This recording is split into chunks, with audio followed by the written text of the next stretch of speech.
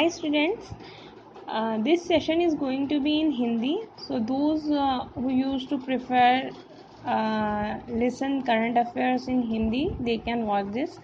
तो चलिए आइए हम लोग देखते हैं. आज हम बात करने वाले हैं नन अलाइनमेंट मूवमेंट के लिए.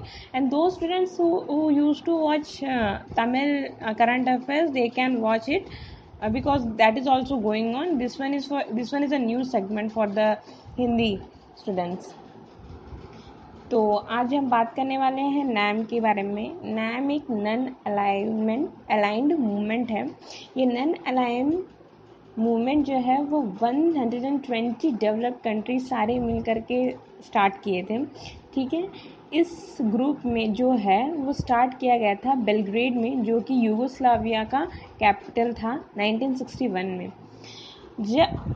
जैसे कि हमारे वर्ल्ड में बोला जाता है जो यूनाइटेड नेशंस है, तो यूनाइटेड नेशंस जो है वर्ल्ड का सबसे लार्जेस्ट ग्रुप है. ठीक है, इसमें सबसे ज़्यादा कंट्रीज इन्वॉल्व है. उसके बाद अगर कोई आता है तो वो ये नन अलाइनमेंट मूवमेंट ही आता है, क्योंकि ये दूसरे नंबर पे है.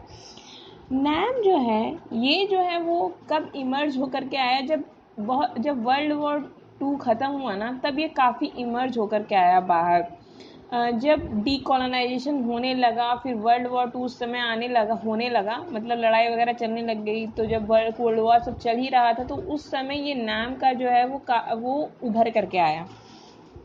ये जो है इसको क्रिएट करने वाले 5 मेन लीडर थे. तो उसमें से एक थे यूगोस्लाविया के जो प्रेसिडेंट थे उस समय, जोसेफ ब्रोज टीटो. इंडिया के पहले prime minister Jawaharlal Nehru. Egypt के दूसरे प्रेसिडेंट जिनका नाम था गानल अब्दल नासिर. घना के पहले प्रेसिडेंट कवामे निक्रुमा. इंडोनेशिया के पहले प्रेसिडेंट जिनका नाम था सुकारनो. सो हो सकता है प्रोनाउंसिएशन इधर उधर हो, तो आप लोग एडजस्टमेंट कर लीजिएगा. ठीक है, तो ये सारे 5 लीडर्स मिल करके ये डेवलपिंग कंट्रीज़ के लिए इसको लाए थे. तो इसमें से जो नैम के जो भी मेंबर वाले कंट्रीज़ थे, तो उनका एक कंडीशन था कि उनको किसी भी तरह से मल्टीलैटरल मिलिट्री अलायंस जो होते हैं, जैसे कि आज के डेट में नाटो है, उसका किसी भी तरह से हिस्सेदारी नहीं होना चाहिए. दूसरी बात ये कि उनको ये भी था कि जैसे मल्टीलैटरल एग्रीमेंट वगैरह जो चलती थी, ठीक है, जिसमें बड़े बड़े पावर्स इन्वॉल्व होते थे, उसमें भी हमें मतलब जो कंट्रीज़ है उनको इन्वॉल्व नहीं, जो भी उसके मतलब मेंबर्स के अंदर आते हैं, नैम के मेंबर्स के अंदर आते हैं, उनको इन दोनों चीज़ों में इन्वॉल्व नहीं होना है करके. लेकिन इसका मतलब ये नहीं था कि अगर आपको कोई भी चीज़ आपको सही ना लगे, या फिर आपको हमेशा पैसिव ही रहना पड़ेगा, या फिर हमेशा न्यूट्रली रहना पड़ेगा. तो ऐसा नहीं था. आपको हमेशा ऐसा नहीं है. अगर हाँ आपको कहीं सही लगता है या कोई सही लगता है तो आप उसका पक्ष ले सकते हैं, लेकिन हाँ इस तरह की लड़ाई वगैरह में नहीं घुसना था. इनका मतलब था कि हम लोग को लड़ाई वगैरह नहीं करना है, पीसफुली रहने वाला ज़्यादा था. तो नैम जो है वो 21वीं सदी में अभी भी है ना, तो जो 21वीं सदी में जब आया तो बहुत सारी चीज़ें चेंज हुई, क्योंकि कोल्ड वार वगैरह उस समय सब कुछ ख़त्म हो चुका था. तो उस समय कुछ चेंजेस आए, जैसे कि जो नैम का ये कहना था कि इस मूवमेंट के हिसाब से जो भी है सब वर्ल्ड का जो भी इनइक्वालिटीज़ है, इकोनॉमिक आर्डर है, इंटरनेशनल कोऑपरेशन है, मल्टीलैटरलिज्म है, हाँ नेशनल सेल्फ डिटर्मिनेशन है, ये सारा बहुत अच्छा से एडवोकेट किया गया है. और इनका ये भी कहना था कि इन लोग एकदम हर चीज़ का, हर इनइक्वालिटी का अगेंस्ट रहे हैं. तो जो भी इनइक्वालिटीज़ वगैरह थे उसके अगेंस्ट ये लोग खड़े रहे, एज वेल एज इन सारी चीज़ों में उनका सहयोग रहा है करके.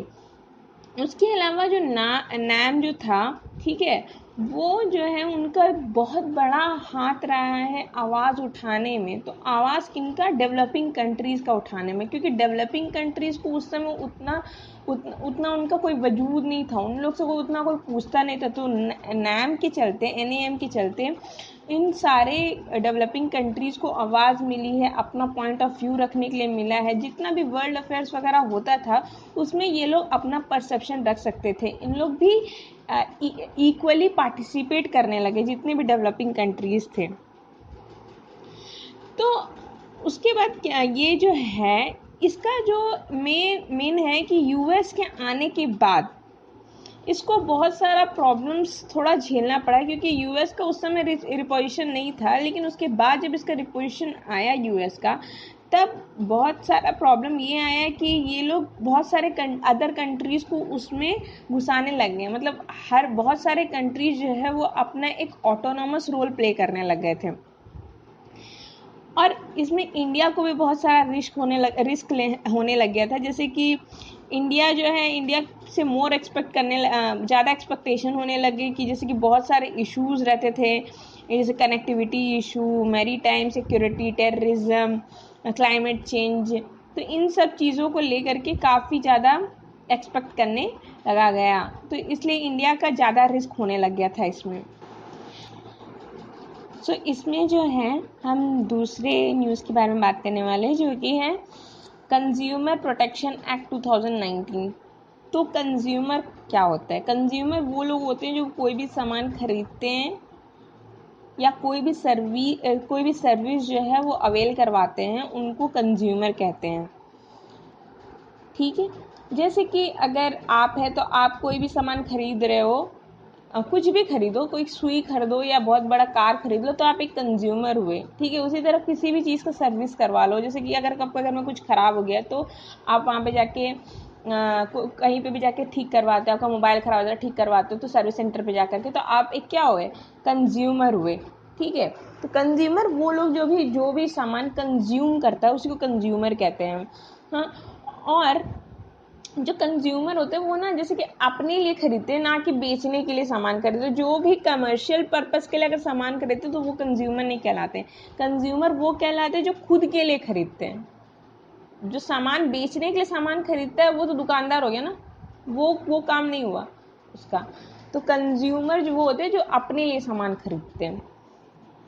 और आजकल जो भी कंज्यूमर्स रहते हैं तो वो लोग आज पैसे देते हैं, तो पैसे का आजकल ट्रांजैक्शन का बहुत सारा मोड हो गया। एक तो ऑफलाइन मोड हो गया, ऑनलाइन मोड हो गया, वैसे सामान खरीदने का भी ये सारे मोड हो गया। इलेक्ट्रॉनिक मोड हो गए हैं, टेलीशॉपिंग मोड हो गए हैं, बहुत सारा मार्केटिंग लेवल हो गया है, डायरेक्ट सेलिंग हो गया है। जैसे कि आते नहीं है घर पे आकर के बेच के जाते हैं, या फिर आप डायरेक्ट जाकर के दुकान से खरीदते हैं, ये सारे डायरेक्ट सेलिंग हो गए। अब राइट्स ऑफ कंज्यूमर, ये जो कंज्यूमर होते हैं, हम सब सारे लोग कंज्यूमर हैं, हम सब कंज्यूमर्स के कुछ राइट्स हैं जो हमें जानना बहुत ज़्यादा ज़रूरी है।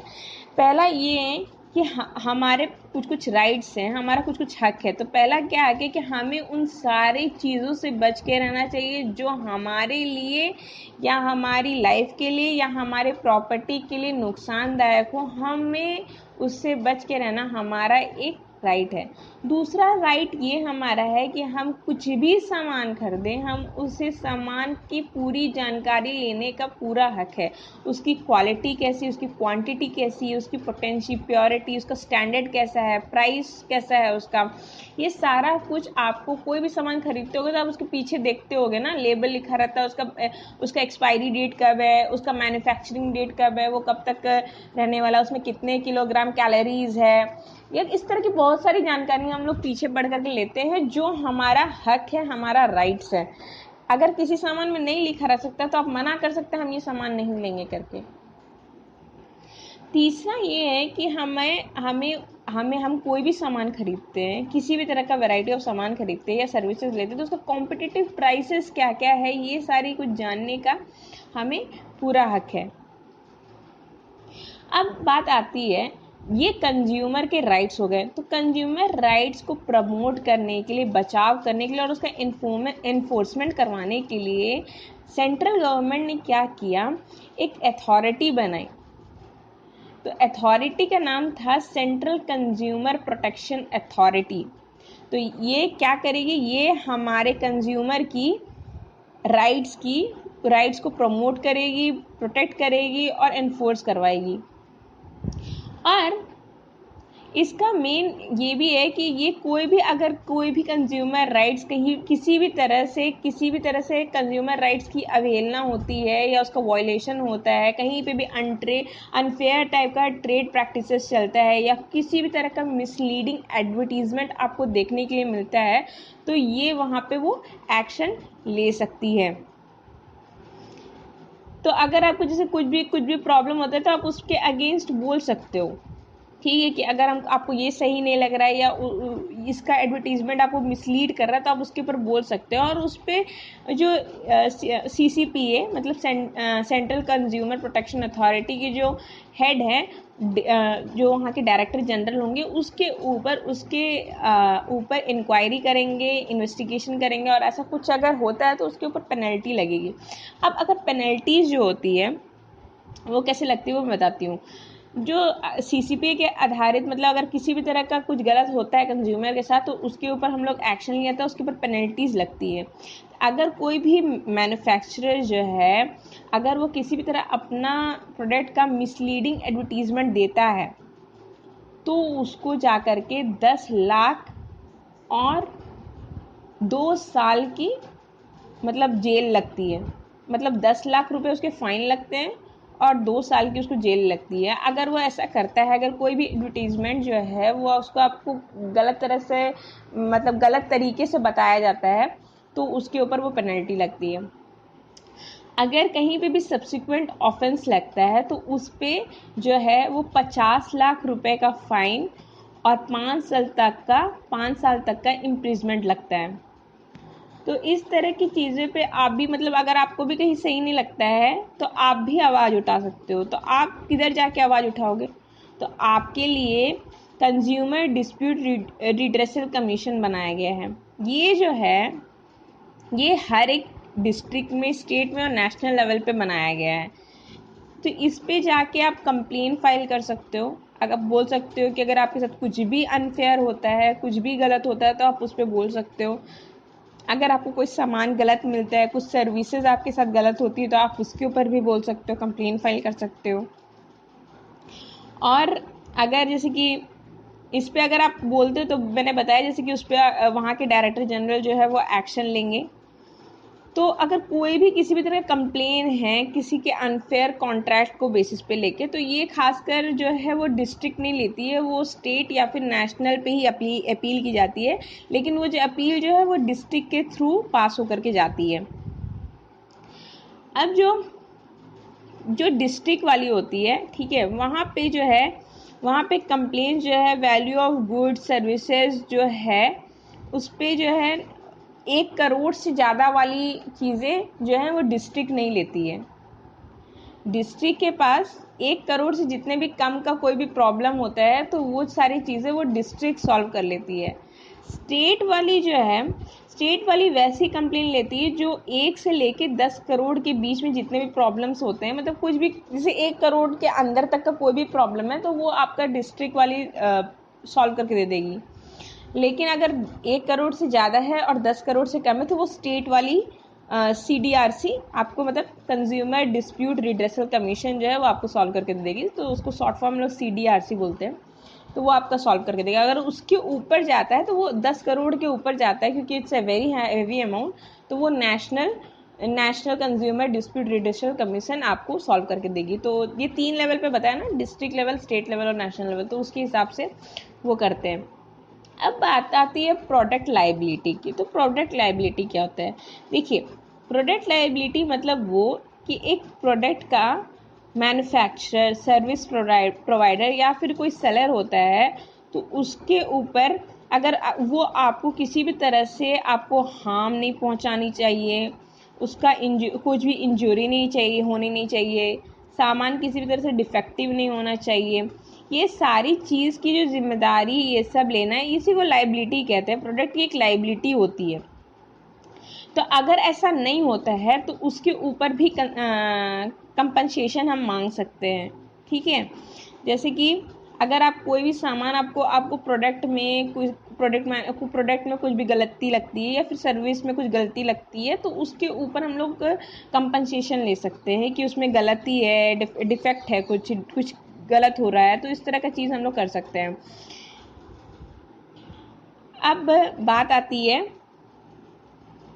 तीसरे न्यूज़ की। तीसरा न्यूज़ ये है कि एक है मनोदर्पण करके एक इनिशिएटिव लिया गया है।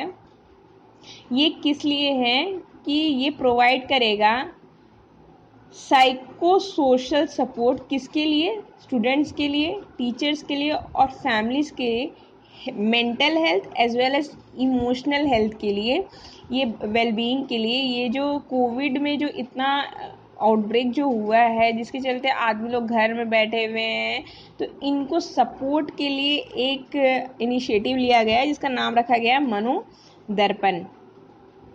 तो इसमें क्या क्या है? इसमें एडवाइजरी है, कुछ भी प्रैक्टिकल टिप्स दिया जाएगा, पोस्टर दिया जाएगा, वीडियोस दिया जाएगा, क्या करना चाहिए क्या नहीं करना चाहिए। फिजियोलॉजिकल सपोर्ट में अगर कुछ FAQs है, फ्रीक्वेंटली आस्क्ड क्वेश्चन जो हैं उसके बारे में दिया गया होगा और उससे रिलेटेड आंसर्स दिए गए होंगे। फिर ऑनलाइन क्वेरी सिस्टम है, अगर आपको कोई प्रॉब्लम होती है तो आप उसके बारे में ऑनलाइन जान सकते हो।